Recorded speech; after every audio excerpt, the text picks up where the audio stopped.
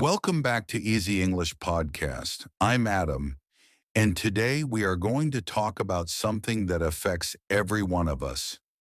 No matter who you are, where you live, or what you do, there is one thing we all struggle with at some point in our lives: procrastination.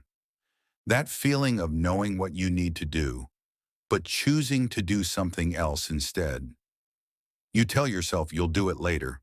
You say, I'll start tomorrow, or just 5 more minutes, but later becomes never, tomorrow becomes next week, and 5 minutes become 5 hours. You sit down to study English.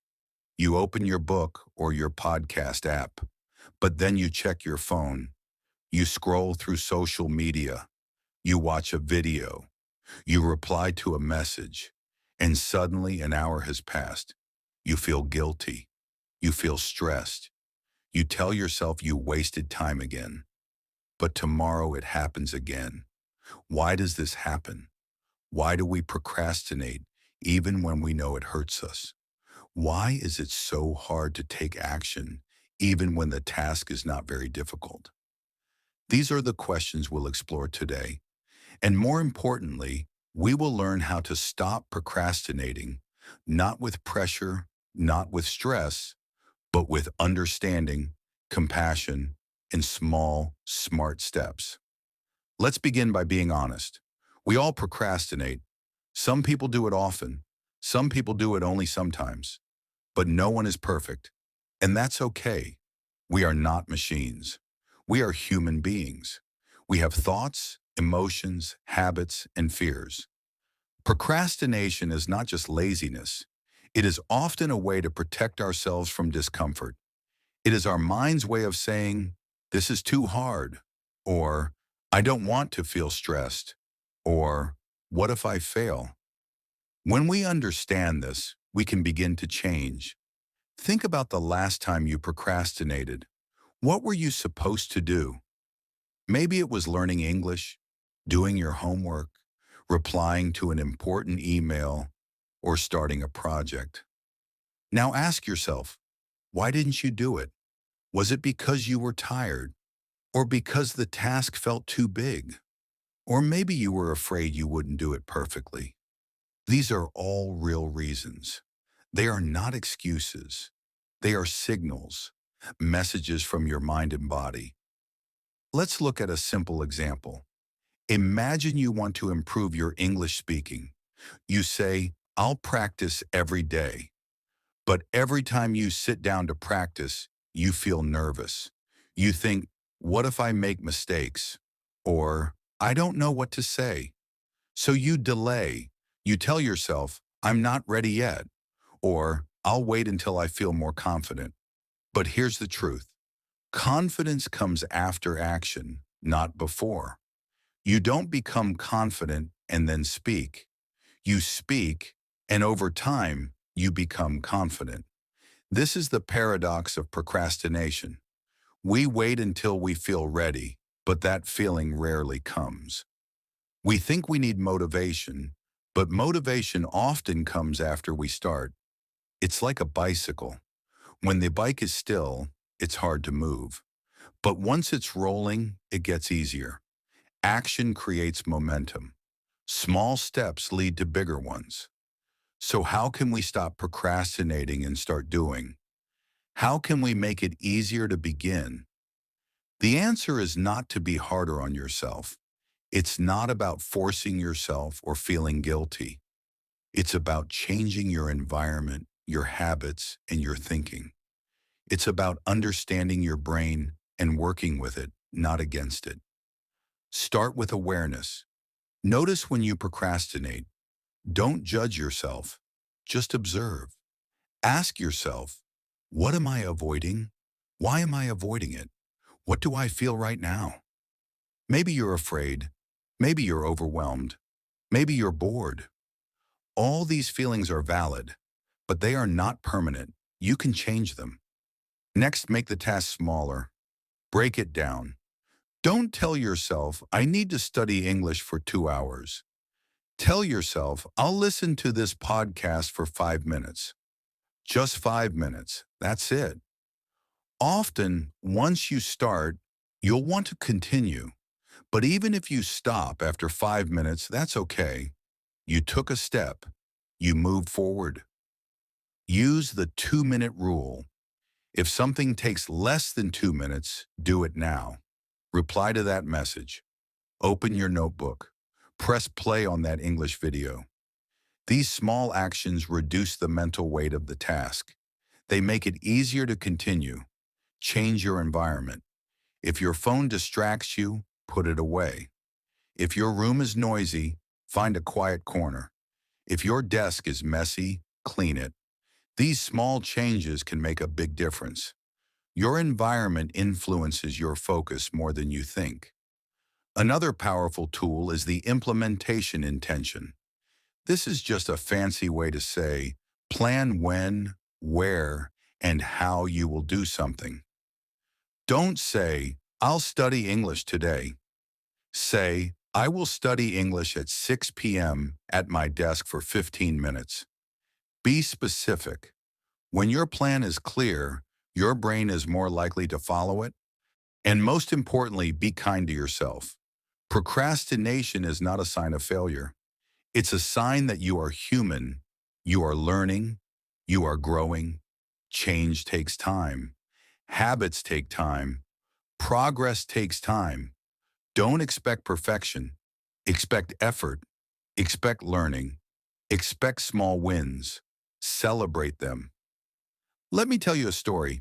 A few years ago, I wanted to start a podcast to help people learn English, but I kept delaying. I thought, I need better equipment. I need a perfect script. I need more time. Days became weeks. Weeks became months. Nothing happened. Then one day I said, I'll just record 1 minute. That 1 minute became five. Five became 10. I uploaded the first episode. It wasn't perfect, but it was real. And that was the beginning of Easy English Podcast. You don't need to be perfect. You just need to begin. Start with one word, one sentence, one small step. That's how we grow. That's how we change.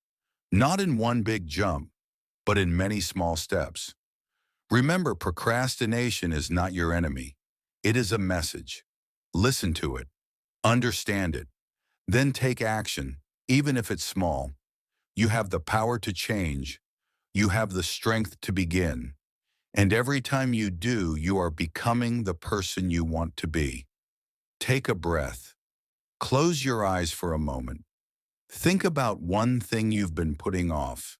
Maybe it's reading in English. Maybe it's writing a short paragraph. Maybe it's speaking to someone. Now open your eyes and decide, what's the smallest step I can take right now? Not tomorrow, not later. Now that's how change begins. Not with a big plan, but with a small decision. And you, my friend, are more than capable of making it. And yet, as I continued on this path, I noticed something else. It wasn't only about pushing myself to study English every single day. It was about understanding my own mind. I realized that the voice inside me, the one that told me, you're not good enough, or you'll never speak like a native speaker, was not a voice I had to believe. That voice was just fear, dressed in logic. And fear doesn't go away by ignoring it. Fear only fades when we move forward anyway, despite it. Some days I still felt like quitting. I still felt like I wasn't improving, like I was stuck in the same place, repeating the same mistakes. But I told myself something simple, something powerful. Just show up. Just do a little. It doesn't have to be perfect. And over time, this mindset became my strongest ally. It was no longer about huge wins or giant leaps forward. It became about quiet, steady progress. It became about staying with the process, even when it was boring, even when it was hard. And I want you to know something. This journey is not linear. You won't always feel like you're getting better. You won't always notice your progress, but that doesn't mean you're not improving. It means you are learning deeply. It means that your mind is slowly absorbing the rhythm of the language, the feeling of the words, the music of English. You'll forget words. You'll struggle with grammar. You'll misunderstand native speakers. That's okay. That's normal. Every learner goes through this. Every speaker you admire once struggled with the same things. Fluency is not a destination. It is a state of being, a way of interacting with the world. And it becomes part of you the more you live it, the more you speak it, the more you listen to it every single day. So don't try to measure your progress every day. Don't check your level every week. Instead, ask yourself this: did I show up today? Did I try? Did I give this language some of my time and attention? If the answer is yes, then you're doing everything right. You are winning the long game. Remember, language learning is a journey of trust. You have to trust that your brain is doing the work even when you don't see it. You have to trust that your efforts matter even when the results feel slow. And above all, you have to trust yourself, your courage, your commitment, your vision. Maybe today you listened to a podcast while walking. Maybe yesterday you repeated a few English phrases out loud in your room. Maybe last week you watched a video and didn't understand half of it, but you didn't give up. These small actions, they matter. They build something powerful: consistency. And consistency builds confidence. Confidence builds fluency. It's all connected. So I invite you to be kind to yourself. Don't compare your English to others. Don't chase perfection. Chase progress. Be a little better than yesterday. Speak with courage, not with fear. Make mistakes with pride. Every time you try, you're teaching your brain to be braver. Every time you speak, even if it's not perfect, you are winning. And here's something beautiful. When you speak with your heart, people listen. Native speakers don't care about your accent. They care about connection. They care about honesty. So speak like a human, not like a robot, not like a perfect machine. Speak like you, with emotion, with curiosity, with courage. And if you're afraid, it's okay. Speak anyway. Say what you can. Use the words you know. And don't worry if you forget a word or use the wrong tense. You are communicating. You are alive in the language. That's what matters. One day you will look back and realize how far you've come.